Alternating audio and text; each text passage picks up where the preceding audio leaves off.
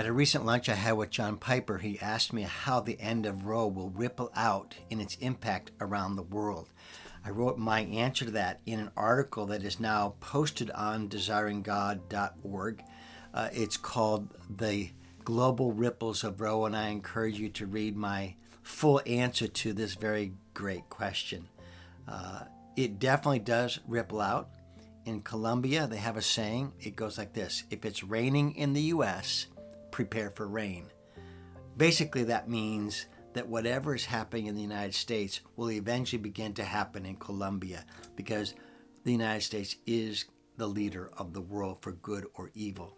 So the end of Roe will ripple out to places like Colombia, to Cuba, to many other places. It may be that it will take 10, 20, 30 years for its ripple effects to have an impact, but nonetheless, it will definitely strengthen the pro-life communities working in those countries in a very positive way. I think short term, however, there may be a negative impact, even as we've seen it here. There's a response.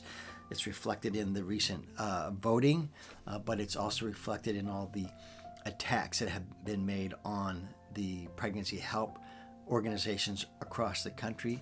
So that kind of violent firebombing, attacking reflects some of the anger that has been released. But long term, I do think that the end of Roe will ripple out in a positive way around the world. And here's why I think so. The opening sentence of the Dobbs decision reads, "Abortion presents a profound moral issue on which Americans hold sharply conflicting views." Now, these words have a powerful impact because they frame the whole issue of abortion in terms of morality. And pro-abortion advocates don't want to make it about morality. They want to make it about personal choice and having no moral depth than choosing whether you want chocolate or vanilla ice cream. It is entirely the pro-life argument that it is a moral discussion. Is the unborn a human being?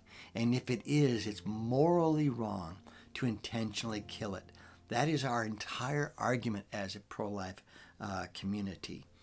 And so, as the Supreme Court has now tossed this back to the states and said this is a moral question to be decided by the people in each of the states, they have at the same time framed abortion as a moral debate that will help us all over the world continue the argument that abortion is wrong, and primarily wrong for only one reason, and that is it is always wrong to intentionally kill an innocent human being.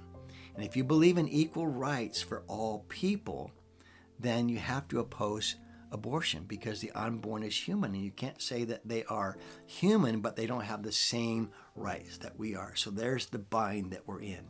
If the unborn is human, it's wrong to kill it, and it's morally wrong to intentionally kill an innocent human being in the womb. That's our argument. That's the case we bring to the culture. That's why we're equipping the church around the world to stand strong. And someday, I hope that we will look back on abortion the way we look back on slavery, and we'll see it removed to the ash bin of history because of the righteousness of the church being light in a dark world. Let's keep working for that day. Thank you for tuning into these updates on how the gospel of life is penetrating into the neediest places in the world to rescue the innocent and to train up the church to be that voice. I'd really encourage you to join our movement to stand for life and to turn pro-life into a world missions movement.